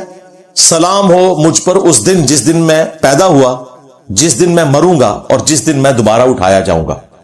یہ عیسیٰ ابن مریم کا معجزہ ہے. وہ کہتے ہیں نہیں جی اس امت میں بھی جو بزرگوں کو ملتا ہے وہ نبی اسلام کے معجزات کا حصہ ہے, اس سے ہم ایکسٹراپولیٹ کر سکتے ہیں. ہم کہتے ہیں رک جائیں تو اچھا بتاتے ہیں تجھے. بتاؤ تم میں کون کون سا بابا ایسا ہے جو بغیر باپ کے پیدا ہوا ہے یا اس کا باپ نہیں مل رہا؟ کیونکہ عیسیٰ ابن مریم کا تو باپ نہیں تھا, وہ روح من ہے, سورہ مریم میں آیا کہ عیسیٰ اور ان کی والدہ کو ہم جہان والوں کے لیے نشانی بنانے والے ہیں. اگر یہی معجزہ کسی بابے کے حق میں ہم مانیں اور کہیں یہ اتنے عظیم بزرگ ہیں کہ ان کے والد کوئی نہیں ہے, ہاں, تو آپ کی ہنسی بتا رہی ہے کہ اسے کوئی کرامت نہیں مانے گا. ہاں, اس کا مطلب وہی سمجھ لیں گے جو آپ سمجھ رہے ہیں. ہاں, تو اتنی آپ کرامتیں بناتے ہو, یہ بھی بناؤ نا کہ اس کا بھی ابا کوئی نہیں, اس کا بھی ابا کوئی نہیں, اس کا بھی ابا کوئی نہیں. دیکھیں نا, حضرت عیسیٰ بھی تو بغیر باپ کے پیدا ہوئے تھے. تو اس کا مطلب یہ ہے تمہاری مت ٹوٹ گئی کہ اگلے انبیاء کے معجزات بھی اس طریقے سے اس امت میں ٹرانسفر کریں گے. نہیں, ایسا نہیں ہوگا. یہ معجزہ تو ہمارے پیغمبر کے حق میں نہیں ہے کہ ان کے والد نہ ہو, چاہے جائے کہ تم باقی لوگوں کے بارے میں کلیم کرو. ریفرنس نمبر 10 پیج 374 پر شیخ زکریا صاحب لکھتے ہیں کہ نبی صلی اللہ علیہ وآلہ وسلم جب رات کو قیام اللیل کرتے تھے تو اپنے آپ کو رسی سے باندھ لیتے تھے تاکہ نیند کے غلبے کی وجہ سے گر نہ پڑے. یعنی وہ نیند کی حالت میں نماز پڑھ رہے ہوتے تھے اور اپنے آپ کو رسی سے باندھ لیتے تھے تاکہ جھٹکا لگے تو میں پھر کھڑے ہو کر نوافل شروع کر دوں. استغفر اللہ واتوب الیہ. اور انہوں نے کہا یہ اس آیت کا شان نزول ہے. طٰہٰ ما انزلنا علیک القرآن لتشقی, ہم نے قرآن اس لیے نازل نہیں کیا کہ آپ مشقت میں پڑ جائیں. وہ کہتے ہیں یہ حضور کو جو منع کیا گیا اس وجہ سے کہ آپ اپنے آپ کو نوافل میں رسی سے باندھ کے رکھتے تھے کہ آپ رسی کھول دیں, بس جتنا قرآن پڑھ سکتے ہیں اتنا پڑھیں, باقی آپ آرام کریں. یہ شیخ الحدیث صاحب کی حدیث کے ساتھ شغف ہے, جھوٹی روایت پیش کی, قرآن کے اوپر تہمت لگائی. اس سے اگلی آیت پڑھ لیتے تو انہیں پتا چل جاتا کہ اس آیت کا مطلب کیا ہے. اگلی آیت میں ہے الا تذکرۃ لمن یخشی, یہ قرآن تو نہیں مگر نصیحت اس کے لیے جو ڈرتا ہے. آپ اپنے آپ کو مشقت میں نہ ڈالیں کہ لوگ قرآن پر ایمان نہیں لا رہے. یہ حضور علیہ السلام کو یہ نہیں کہا گیا کہ آپ اپنے آپ کو رسیوں سے نہ باندھیں. یہ دعوت و تبلیغ کے پوائنٹ آف ویو سے ہے. فذکر بالقرآن من یخاف وعید, اس قرآن کے ذریعے آپ لوگوں کو نصیحت کریں جو اللہ کی دھمکی سے ڈرتا ہے. سیذکر من یخشی ویتجنبها الاشقی, نصیحت کریں جو خوف رکھتا ہے اور جو بدبختی پہ اترا ہوا ہے اس کو اس کے حال پہ چھوڑ دیں, ہم اسے بڑی آگ پر پیش کریں گے جس میں نہ وہ زندوں میں ہوگا نہ مردوں میں. فلعلک باخع نفسک علی آثارہم ان لم یؤمنوا بہذا الحدیث اسفا, اے نبی اپنے آپ کو اس غم میں ہلاک کر لو گے کہ لوگ قرآن پر ایمان نہیں لا رہے. آپ کا کام صرف دعوت دینا ہے. وما علینا الا البلاغ ولا تسأل عن اصحاب الجحیم, اے نبی ہم آپ سے نہیں پوچھیں گے کہ لوگ جہنم میں کیوں چلے گئے. آپ کا کام صرف دعوت دینا ہے. لوگ جہنم میں جانا چاہتے ہیں تو جائیں, آپ کیوں ٹینشن لے رہے ہیں. بیسیکلی اس چیز سے نبی علیہ السلام کو منع کیا گیا تھا. ما انزلنا علیک القرآن لتشقی, قرآن اس لیے نازل نہیں ہوا کہ آپ مشقت میں پڑ جائیں. الا تذکرۃ لمن یخشی, یہ تو نصیحت اس کے لیے ہے جو ڈرنا چاہے. انہوں نے کہا وہ نبی علیہ السلام کے بارے میں رسیوں سے باندھتے تھے. اور اس سے خطرناک بات بخاری مسلم میں حدیث ہے, نبی علیہ السلام ایک دفعہ اپنے گھر میں داخل ہوئے, آپ نے چھت سے ایک رسی لٹکی ہوئی دیکھی. آپ نے فرمایا یہ رسی کس نے لٹکائی ہے؟ کہا گیا آپ کی بیٹی زینب رات کو نوافل پڑھتی ہیں اور اپنے جوڑے کو اس رسی سے باندھ لیتی ہیں تاکہ جب نیند کا جھٹکا لگے تو ان کی آنکھ کھل جائے. آپ نے فرمایا رسی کھولو, تم اکتا جاؤ گے, اللہ تعالیٰ نہیں اکتاتا. بس اتنی دیر نوافل پڑھو, قرآن پڑھو جب تک طبیعت ساتھ دے, اس کے بعد چھوڑ دو. یہ زبردستی کی عبادت, یہ تو غلوب کرنا ہے.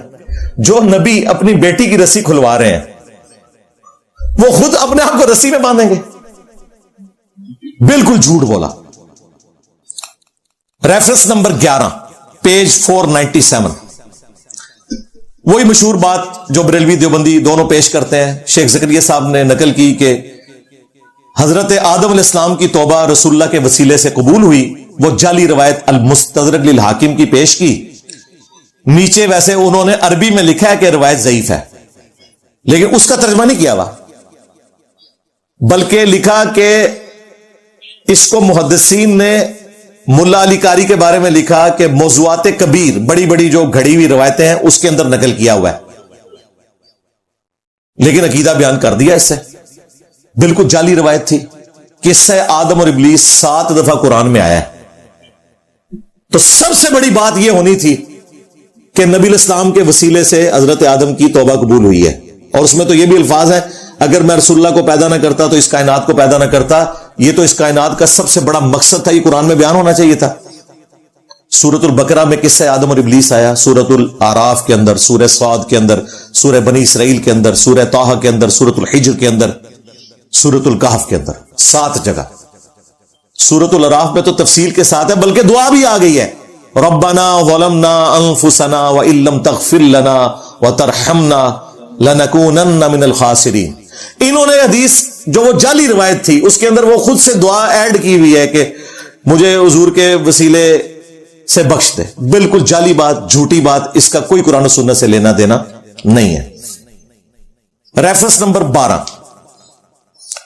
پیج نمبر 67 پر وہ صحابہ کرام کے خشوع اور خضوع کا ذکر کرتے ہیں کہ ایک صحابی وہ نماز پڑھتے رہے, پہرے پر مامور تھے, انہیں تیر لگتے رہے, ان کا خون نکلتا رہا, لیکن انہوں نے نماز مکمل کی. بعد میں باقی اصحاب نے کہا کہ آپ نے ہمیں اٹھا لینا تھا اور نماز مختصر کر دینی تھی. انہوں نے کہا میں نے ایک سورت شروع کی تھی, میں نے برا سمجھا کہ میں اسے مکمل کیے بغیر نماز مکمل کروں, اس لیے میں اسی خون آلود کپڑوں میں نماز پڑھتا رہا.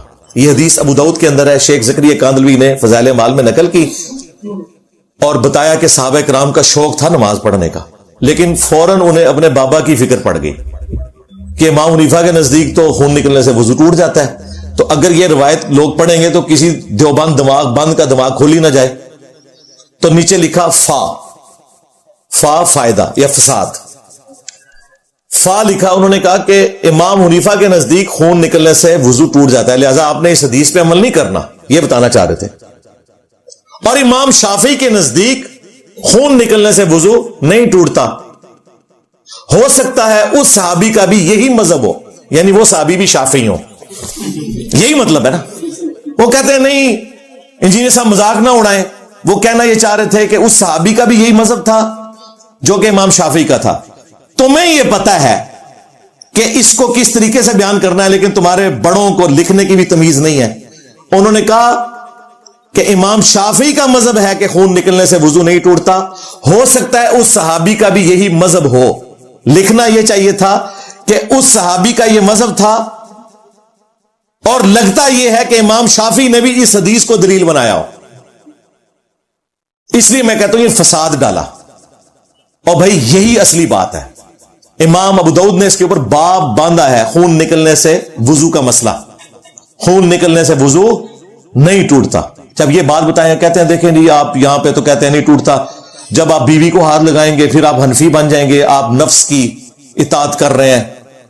ایک امام کو فالو کرنا چاہیے, اور تم نے اماموں کے نام کے اوپر کعبہ شریف میں تمہاری سلطنت عثمانیہ نے تلوار کی زور کے اوپر 1517 سے 1917 تک 400 سال تک کعبے میں 4 مسلح ڈالے. ویسے کہتے ہو چاروں امام حق پر ہیں, ایک دوسرے کے پیچھے نمازیں نہیں پڑھتے تھے.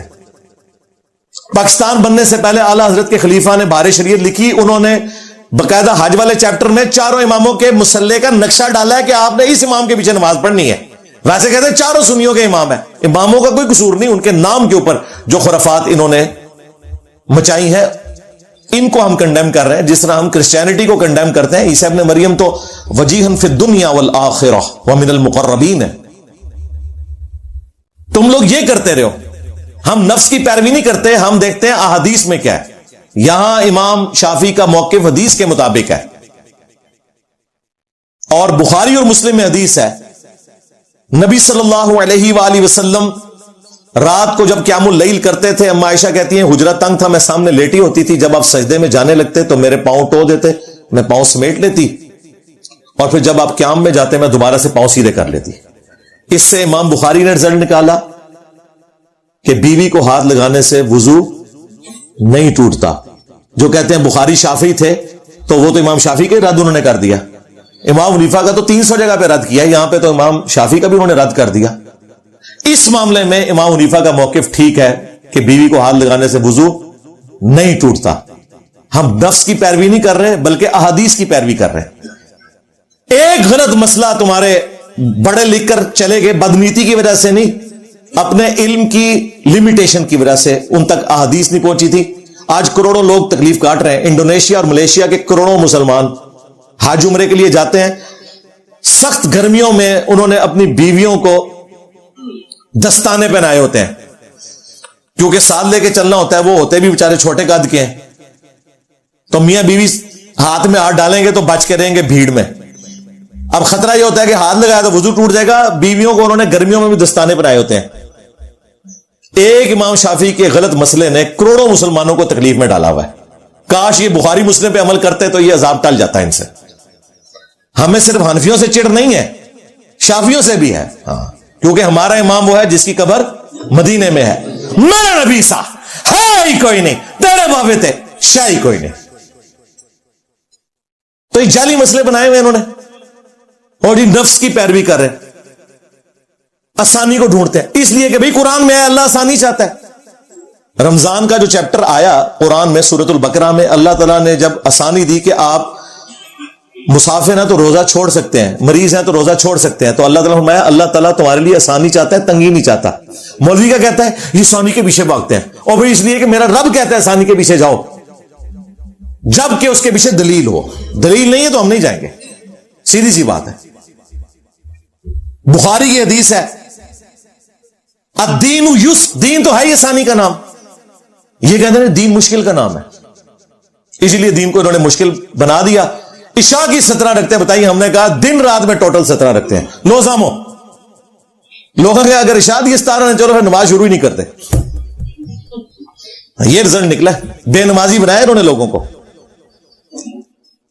ریفرنس نمبر 13 پیج 319 پہ جعلی روایت لکھی، جو شخص بغیر عذر کے 2 نمازوں کو جمع کرے وہ گناہ کبیرہ کے دروازے پر پہنچ گیا. یہ نمازیں جمع کرنے کے قائل نہیں ہے، تو یہ جعلی روایت لکھی شیخ زکریا نے.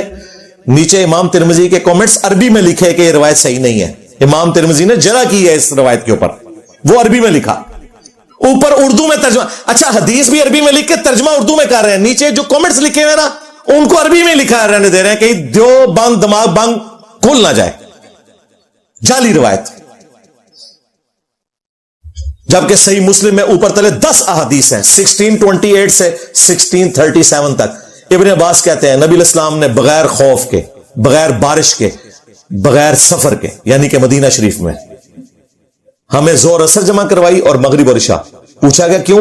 فرمایا تاکہ امت کے لیے آسانی ہو جائے اور کوئی تنگی باقی نہ رہے.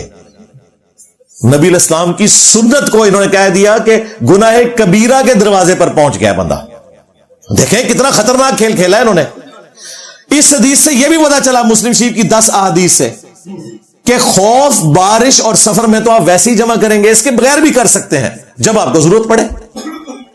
کہتے ہیں شدید مجبوری ہوئے، اور پوچھو کیڑی مجبوری ہے تو شدید گنوا بھی نہیں سکیں گے آپ کو، کیونکہ قائل ہی نہیں.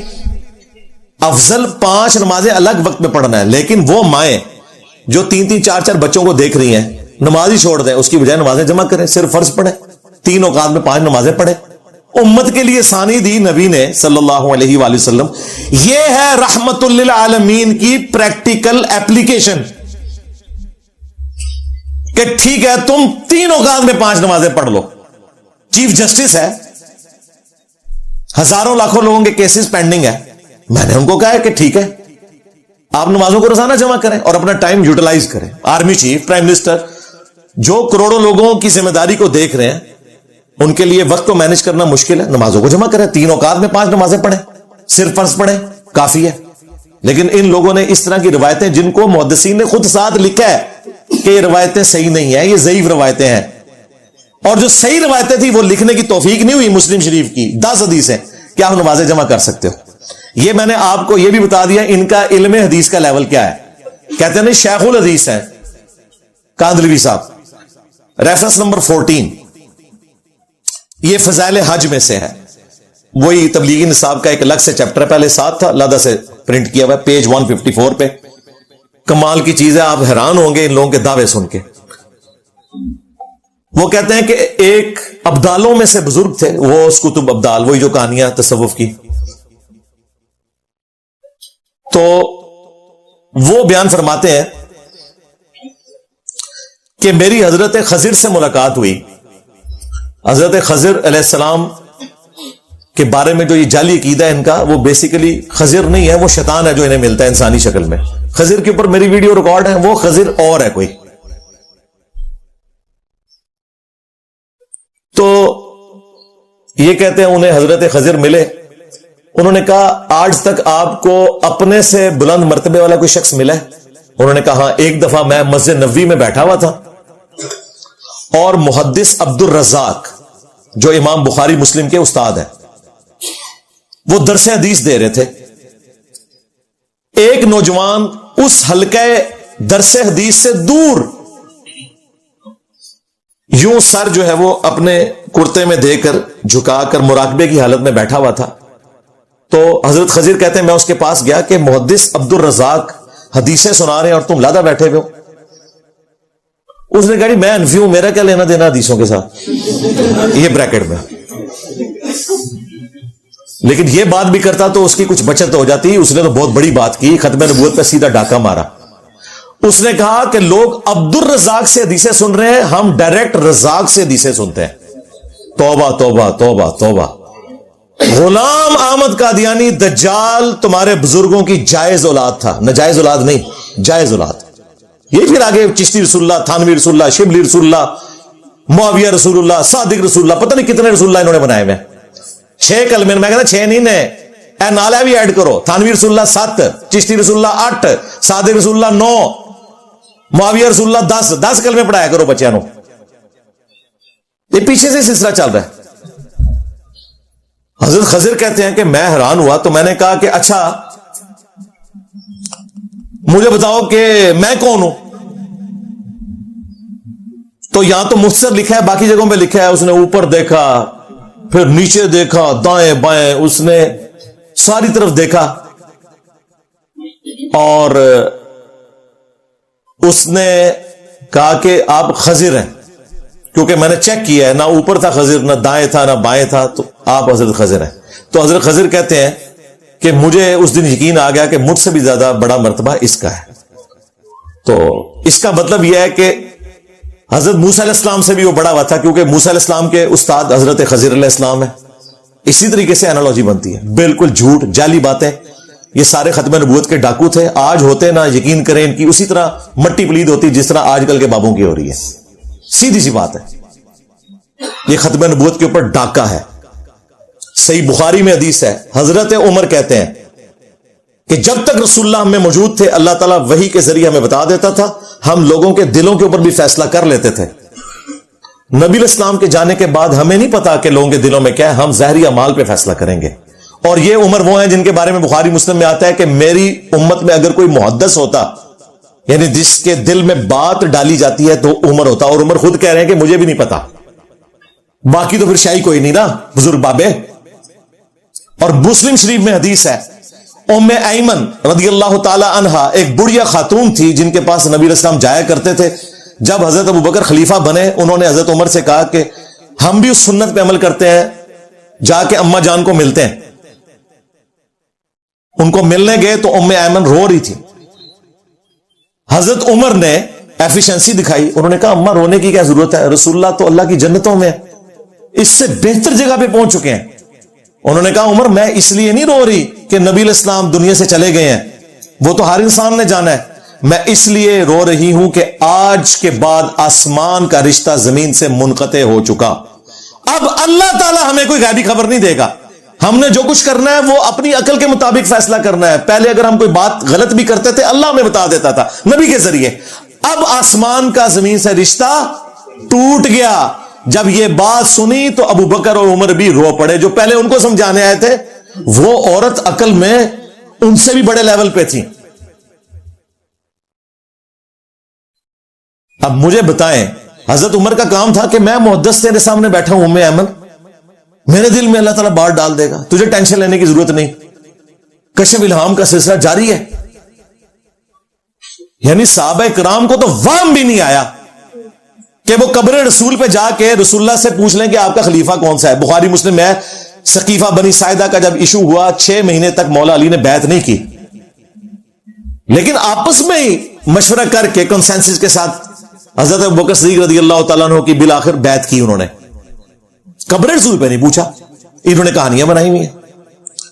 ریفرنس نمبر 15 فضائل حج ہی میں پیج 157 پہ یہ مشہور واقعہ کہ جی شیخ احمد رفائی جب قبر رسول پر رسول اللہ کی وفات کے 550 سال بعد 555 ہجری میں حاضر ہوئے, کہا میں جب مصر میں تھا میری روح آپ کے آستانے کا طواف کرتی تھی, حاضری دیتی تھی.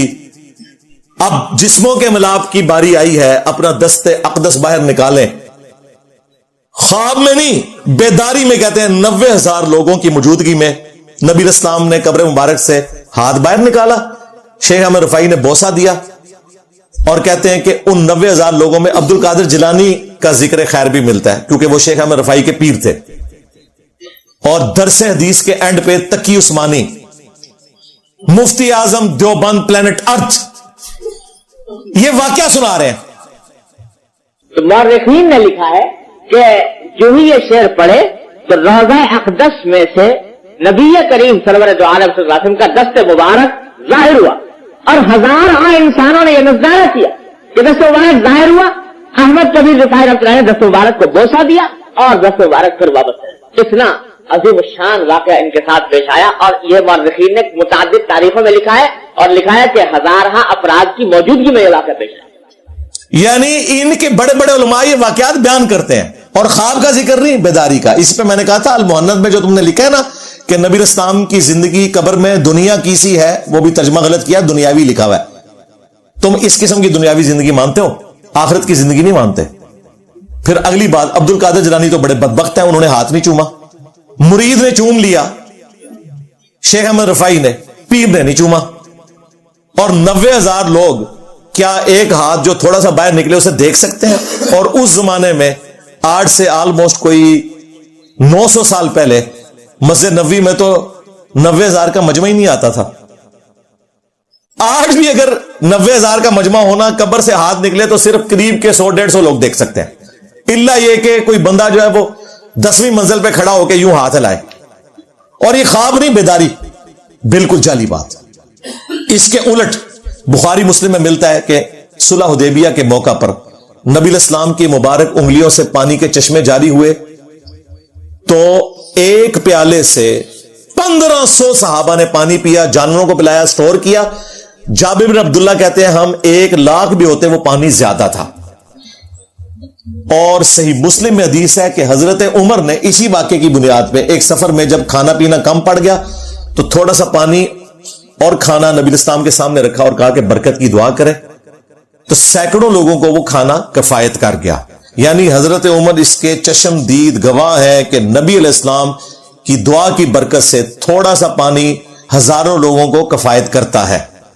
اب آپ کھولے بخاری 1010 نمبر حدیث 1010, انا کننا نتوسل الیک بنبینا صلی اللہ علیہ وآلہ وسلم.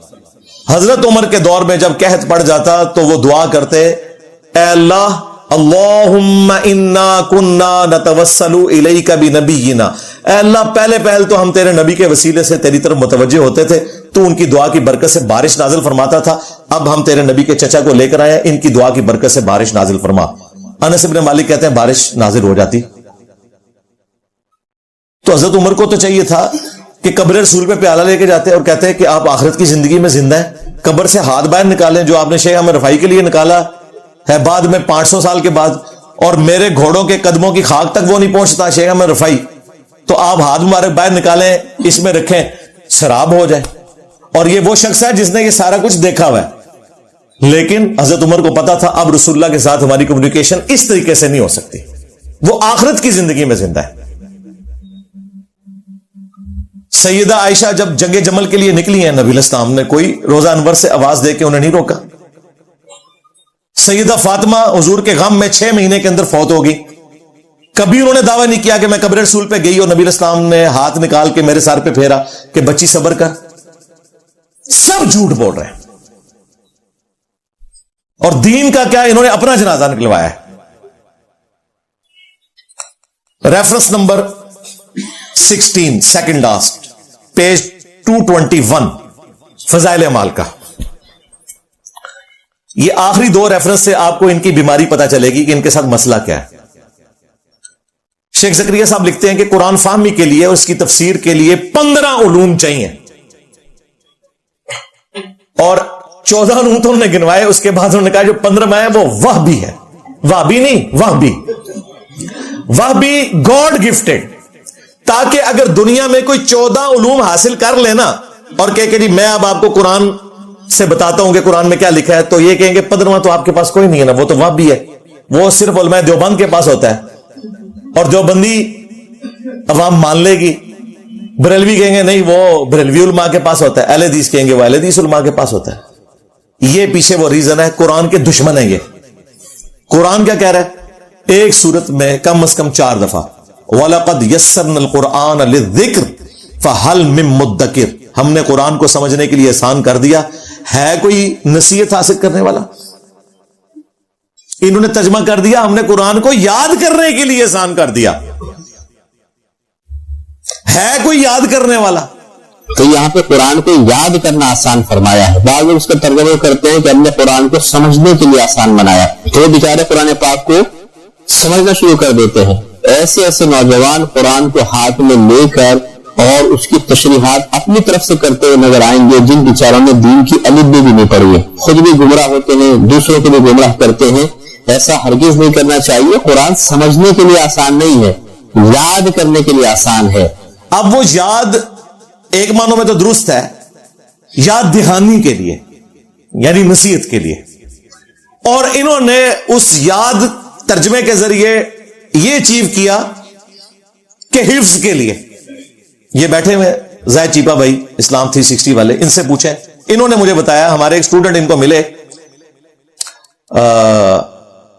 کراچی میں جو فائنانسر بھی ہیں کئی مدارس کے. انہوں نے اپنے بھول پن میں مدارس کے بڑوں کو کہا کہ میں ایک پیکج آپ کے پاس لے کر آیا ہوں، آپ اس وقت تک کسی حافظ کو ڈگری نہ دیں جب تک کہ وہ قرآن ترجمے سے نہ پڑھ لے.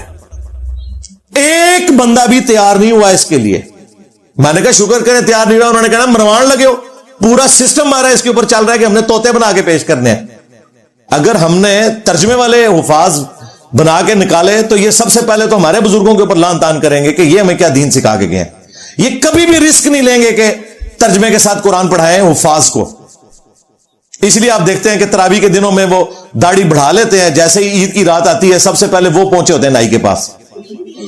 پھر اگلے سال وہ داڑھی بڑھاتے ہیں چھوٹی چھوٹی، کیونکہ انہوں نے رمضان میں ان کی دیہڑیاں لگتی ہیں. بھائی ہمارے جیلم شہر میں بھی ایسے حفاظ ہیں جو 5-5 6-6 بعض 10 لاکھ تک ان کو مل جاتا ہے.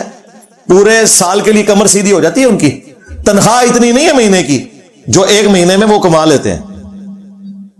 اور کئی تو دوسرے ملکوں میں بھی جاتے ہیں قیام اللیل کروانے کے لیے. ہاں پاکستان سے جاتے ہیں. تو یہ انہوں نے ہمیں تعلیمات دی کہ بھئی وہ وہبی علم ہے، لہذا نہ ہی سمجھو، قرآن سمجھنے کی ضرورت کوئی نہیں ہے. ریفرنس نمبر 17 یہ سب سے ڈینجرس ہے، میں نے آخر میں رکھا ہے تاکہ آپ آخر میں یہ یاد ساتھ لے کے جائیں. پیج 241 فضائل اعمال. وہ کہتے ہیں کہ امام احمد بن حنبل کو ایک رات خواب میں اللہ تعالیٰ کی زیارت ہوئی. پہلا جھوٹ. سورۃ الاعراف میں آیا کہ موسیٰ علیہ السلام نے جب دعا کی کہ اے اللہ میں تجھے دیکھنا چاہتا ہوں، اللہ تعالیٰ نے کیا فرمایا؟ لن ترانی، تو مجھے نہیں دیکھ سکتا، بلکہ تم پہاڑ کی طرف دیکھو، اگر وہ قائم رہ گیا پھر سوچنا. پہاڑ کی طرف دیکھا، انڈائریکٹ اس تجلی کی وجہ سے موسیٰ علیہ السلام بے ہوش ہو گئے. اور یہ کہہ رہے ہیں کہ احمد بن حنبل نے خواب میں اللہ کی زیارت کی. یہ پیکج موسیٰ علیہ السلام کو تو آفر نہیں ہوا کہ ابھی بعد میں احمد بن حنبل کو خواب میں زیارت ہونی ہے تو آپ کو میں خواب والا پیکج دوں. میں آپ کو گارنٹی سے کہتا ہوں کہ موسیٰ علیہ السلام نے پیکج لے لینا تھا. اس کائنات میں ایک شخص نے صرف اللہ کو دیکھا ہے، وہ بھی خواب میں، جس کی قبر مدینے میں صلی اللہ علیہ وسلم. وہ جامع ترمذی میں حدیث ہے، میں نے اپنے رب کو اچھی صورت میں دیکھا، جس میں پھر نبی الاسلام نے اللہ سے دعا کی، جو میں نے کئی ایک لیکچرز میں بتایا ہے. مسند احمد میں بھی حدیث موجود ہے، مشکات میں 748 نمبر ہے. اللہم انی اسألک فعل الخیرات وترک المنکرات وحب المساکین، وہ والی حدیث. کہتے ہیں جی احمد بن حنبل نے خواب میں اللہ کو دیکھا تو پوچھا کہ تیرا قرب میں کیسے حاصل کروں؟ تو اللہ تعالی نے فرمایا میرے کلام کے ذریعے، قرآن کے ذریعے۔ اب اگلی بات دیکھیں آپ، کتنے غیر محسوس طریقے سے انہوں نے امت کو قرآن سے دور کیا۔ وہ کہتے ہیں احمد بن حنبل نے کہا کہ قرآن سمجھ کے یا بغیر سمجھ کے پڑھنے سے، جس کو عربی آتی ہے اس کا تو سوال کرنے کا تک ہی نہیں بنتا کہ سمجھ کے بغیر سمجھ کے۔ بیسیکلی انہوں نے اپنے طوطے تیار کرنے تھے نا، تو یہ خواب گھڑا کسی نے، اور اس سے بڑھ کر اللہ پر جھوٹ باندھا۔ کہتے ہیں اللہ تعالیٰ نے فرمایا کہ چاہے سمجھ کے پڑھو قرآن، چاہے بغیر سمجھ کے پڑھو۔ استغفر اللہ۔ پورا قرآن اس کے اوپر گواہ ہے کہ یہ قرآن اس لیے نازل ہوا ہے کہ آپ نے اس سے تذکیر حاصل کرنی ہے۔ وَأُوحِيَ إِلَيَّ هَذَا الْقُرْآنُ لِأُنذِرَكُمْ بِهِ وَمَنْ بَلَغَ۔ اے نبی تم فرماؤ قرآن مجھے اس لیے وحی کیا گیا کہ اس قرآن کے ذریعے میں تمہیں بھی ڈر سناؤں، اور جس تک یہ کتاب پہنچ جائے اس کتاب کے ذریعے ڈر سنائے۔ فَذَكِّرْ بِالْقُرْآنِ مَن يَخَافُ وَعِيدٍ۔ اے نبی قرآن کے ذریعے آپ لوگوں کو نصیحت کریں جو اللہ کی دھمکی سے ڈرتے ہیں۔ قرآن تو پورا گواہ ہے کہ یہ کس لیے نازل ہوا ہے۔ سورہ صاد کی آیت، اسی کے اوپر میں آج کی گفتگو کنکلوڈ کرتا ہوں اسی کانٹیکسٹ میں۔ کتاب انزلناہ الیک مبارک، یہ وہ کتاب ہے جو ہم نے نازل کی ہے تمہاری طرف برکت والی۔ لیدبروا آیاتہ، تاکہ لوگ اس کی آیات میں تدبر کریں، غور و تفکر کریں۔ وَلِيَتَذَكَّرَ أُولُو الْأَلْبَابِ، اور اس سے نصیحت حاصل کریں عقل والے۔ اچھا یہ کہتے ہیں عقل والوں سے مراد پتہ ہے کیا ہے؟ علماء ہیں۔ اچھا تو اڑی عقل نہیں کام کرتی؟ اس میں تو کہا گیا جس کی بھی عقل کام کرتی ہے، جس کا بھیجا ہے، کیونکہ جس کی عقل کام نہیں کرتی اسے تو قلم ہی اٹھا ہوا ہے نا۔ بخاری میں حدیث ہے 3 لوگوں سے قلم اٹھ گیا، پاگل سے، مجنون سے یعنی کہ قلندر، یعنی کہ مجذوب، یعنی کہ بزرگ بابے۔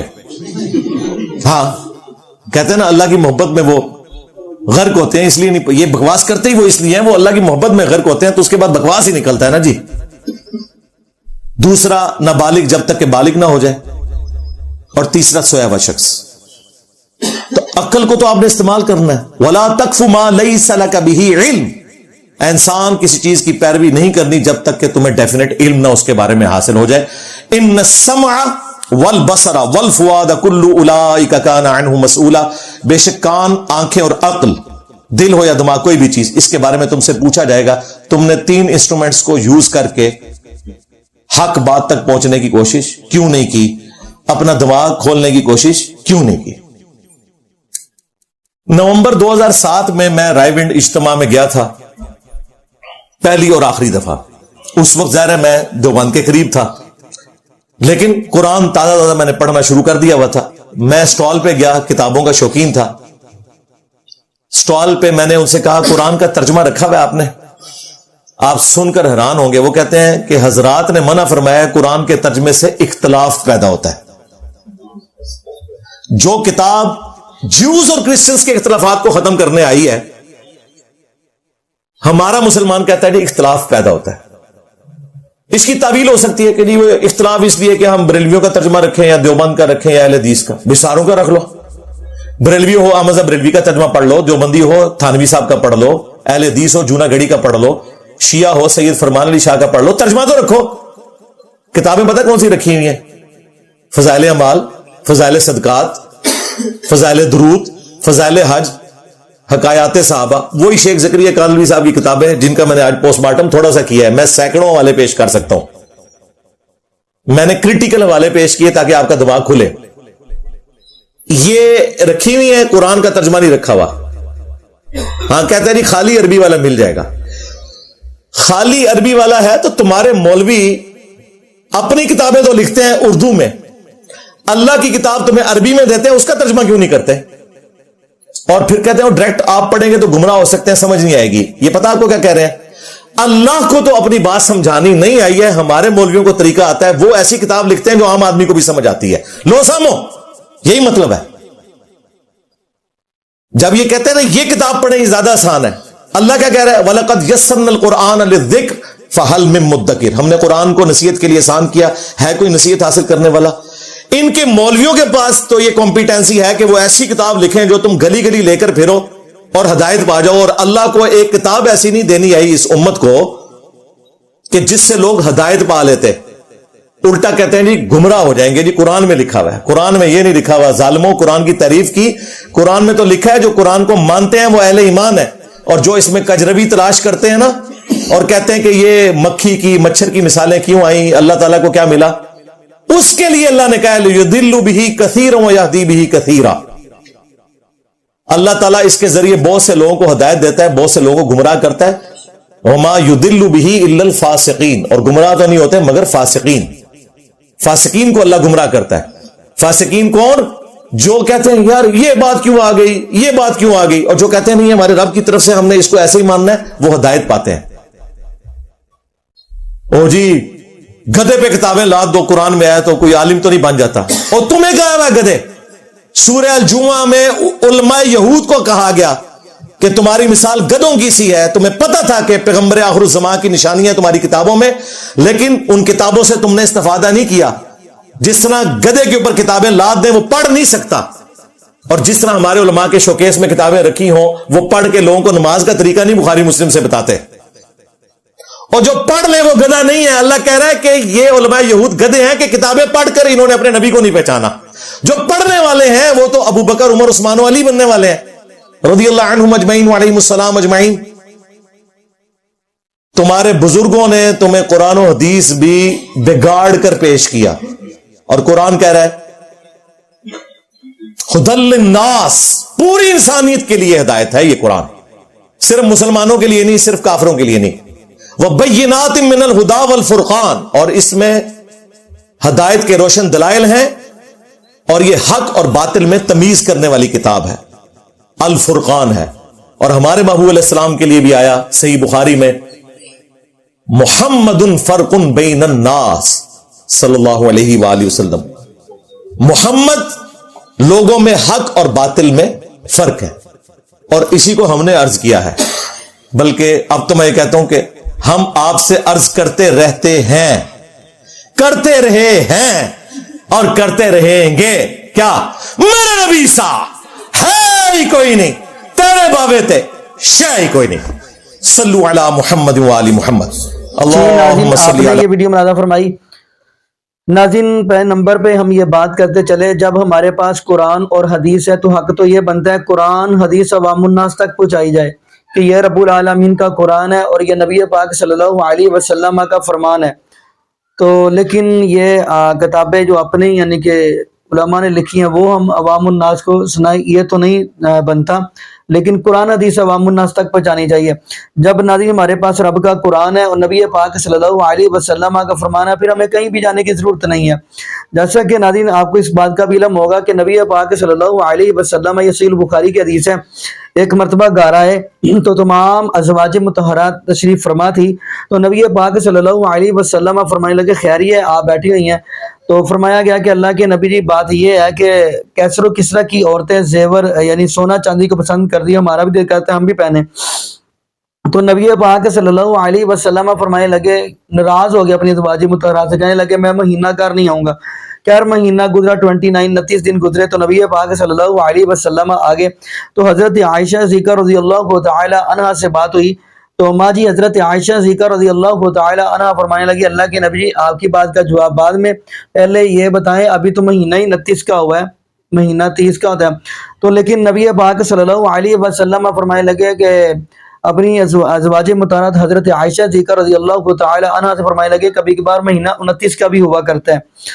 تو خیر ناظرین نبی پاک صلی اللہ علیہ وسلم نے یہاں پہ غصہ بھی نہیں کیا جب حضرت عائشہ صدیقہ رضی اللہ تعالی عنہا نے یہ بات کی. کیوں؟ کیونکہ نبی پاک صلی اللہ علیہ وسلم کے بارے میں قرآن گواہی دے رہا ہے. فرمایا نون والقلم وما یسطرون ما انت بنعمت ربک بمجنون وان لک لاجرا غیر ممنون وانک لعلی خلق عظیم. اللہ پاک نے میرے محبوب علیہ السلام کو خلق عظیم کا پیک کر مالک بنایا ہوا ہے. تو خیر ناظرین اللہ پاک نے یہ آیت نازل فرما دی، یہ سورہ احزاب کی، یا ایھا النبی قل لازواجک ان کنتن تردن الحیات الدنیا وزینتها فتعالین. خیر ناظرین اس آیت کا مطلب یہ ہے کہ اللہ رب العالمین فرماتے ہیں اے میرے محبوب علیہ السلام اپنی ازواج مطہرات سے کہہ دے اگر آپ دنیا کا مال چاہتی ہیں، زیور چاندی وغیرہ چاہتی ہیں تو میں آپ کو دیے جاتا ہوں اور آپ میرے گھر سے نکلتی جائیں، اللہ آپ کو نئی ازواج مطہرات عطا کر دیں گے۔ تو لیکن ناظرین یہاں پہ نبی پاک صلی اللہ علیہ وسلم نے حضرت عائشہ صدیقہ رضی اللہ تعالی عنہا سے بات کی کہ جائیں آپ اپنے گھر جائیں اور اپنے باپ ابو بکر صدیق رضی اللہ تعالی عنہ سے مشورہ کر کے آئیں۔ تو حضرت عائشہ صدیقہ رضی اللہ تعالی عنہ نے یہ جملہ بڑا کمال کا کہا، فرمانے لگی اللہ کے نبی جی میں رب العالمین کا قرآن چھوڑ کر اور نبی پاک صلی اللہ علیہ وسلم کا فرمان چھوڑ کر اگر میں اپنے ابو کے دروازے پر جاتی ہوں کیا میرا ایمان رہ جائے گا؟ تو ناظرین جب ہمارے پاس قرآن حدیث ہیں تو ہم کسی اور کی طرف جائیں کہ ہمارا ایمان رہ جائے گا؟ تو خیر ناظرین پھر وہ نبی پاک صلی اللہ علیہ وسلم کی ازواج مطہرہ فرمانے لگی اللہ کے نبی جی ہمیں تو صرف رب کا قرآن چاہیے اور آمینہ کے لال کا یعنی آمینہ کا لال چاہیے اور نبی پاک صلی اللہ علیہ وسلم یعنی رب کا محبوب ہمیں چاہیے۔ خیر ناظرین یہاں پہ ہم یہی دعا کرتے ہیں اللہ پاک ہمیں نبی پاک صلی اللہ علیہ وسلم کی شریعت کے مطابق زندگی گزارنے کی توفیق دے اور اللہ پاک ہمیں 5 وقت کا پکا اور سچا نمازی بنا دے، اور جتنے بھی بے اولاد جوڑے ہیں اللہ پاک سب کو نیک نورینہ صحت تندرستی والی ایمان والی لمبی زندگی والی اولاد عطا فرما دے۔ جزاکم اللہ خیرہ، احسن الجزاء، السلام علیکم ورحمۃ اللہ وبرکاتہ۔